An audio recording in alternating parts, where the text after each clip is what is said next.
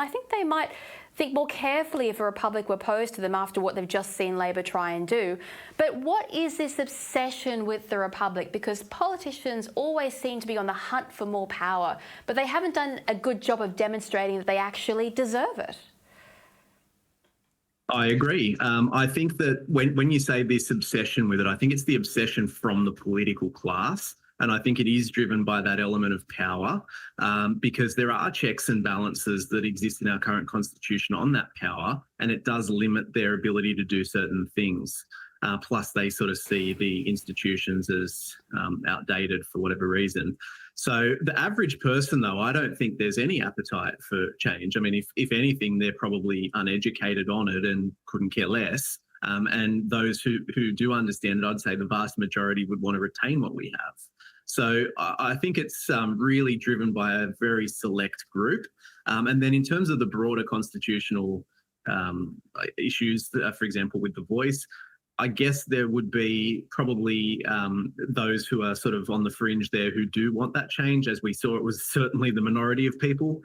What I think people do want is to have better outcomes for Aboriginal people. And I think everybody that you would ask would agree with that objective, but how we go about it, you don't want to be changing a fundamental document for our nation as most Australians voted.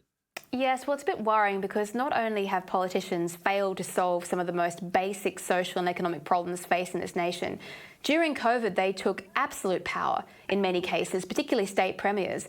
And then with that power, they completely and utterly trashed the nation. They trashed citizen rights and they violated international human rights laws.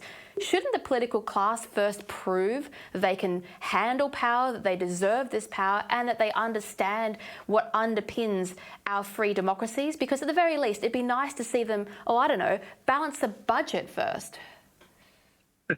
Well, there's no question. People don't have confidence in their ability to deliver. They've proved that time and time again. We've seen a lot of poor outcomes that have come out. And I think the other point here is that if you're going to have power, and obviously you have to have political power to some extent, you want that to be as close as possible to the people.